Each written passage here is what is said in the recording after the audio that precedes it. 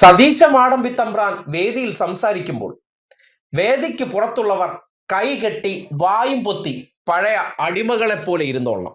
ഇത് കേൾക്കുമ്പോൾ പെട്ടെന്ന് നിങ്ങൾക്ക് തോന്നും, ഇതെന്താ സതീശനെതിരെ എന്തോ ഒരു തെറ്റിദ്ധാരണ ഉണ്ടാക്കാനാണോ എന്ന സംശയമുണ്ടാകും. വേണ്ട, ദൃശ്യങ്ങൾ കണ്ട് ബോധ്യപ്പെട്ടാൽ മതി. ഇന്നിപ്പോ പുതുയുഗ യാത്രയിൽ അദ്ദേഹത്തിന്റെ സ്വീകരണ വേദിയിലേക്ക് വന്നതിന് ശേഷമുള്ള മാടമ്പിത്തമ്പ്രാന്റെ യഥാർത്ഥ സ്വഭാവം വെളിയിലെടുത്തു. ആ വെളിയിലെടുക്കുമ്പോൾ മനസ്സിലാക്കേണ്ടത്, സ്വന്തം പാർട്ടി അണികളോട് ഇങ്ങനെ പെരുമാറുന്ന ഒരു വ്യക്തി ഈ നാട്ടിലെ ജനങ്ങളോട് വളരെ സാധുവായിട്ട് അല്ലെങ്കിൽ വളരെ സരസനായിട്ട് പെരുമാറുമെന്ന് നിങ്ങൾ കരുതുന്നുണ്ടെങ്കിൽ ആ ദൃശ്യമൊന്ന് കണ്ടേച്ച് വരും. എന്നിട്ട് സ്വയം ചിന്തിക്കുക, ഇങ്ങനെ ഒരാൾ മുഖ്യമന്ത്രിയായാൽ എങ്ങനെ ഇരിക്കുമെന്ന് കൂടി അതിനോടൊപ്പം ആലോചിക്കുക. വേദിയിലുള്ള ഐക്യ ജനാധിപത്യ മുന്നണിയുടെ നേതാക്കളെ,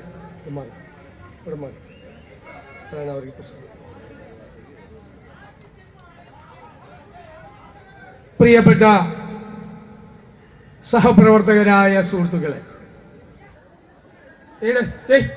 സംസാരിക്കായിരുന്നേ സംസാരിക്കാതിരിക്കേ, മിണ്ടരുത് ഇവിടെ നിന്ന്. ഈ നാടിന്റെ സമ്പദ്ഘടനയാണ് ഒരു നാടിന്റെ നട്ടെല്ല്. അത് തകർന്നു കിടക്കുകയാണ്. സമ്പദ് വ്യവസ്ഥ തകർന്നിരിക്കുകയാണ്. നിങ്ങളൊന്ന് സംസാരിക്കായിരുന്നു. ഇവിടെ നിന്ന് മാറി ഈ യോഗത്തിൽ അച്ചടക്കം വേണ്ട.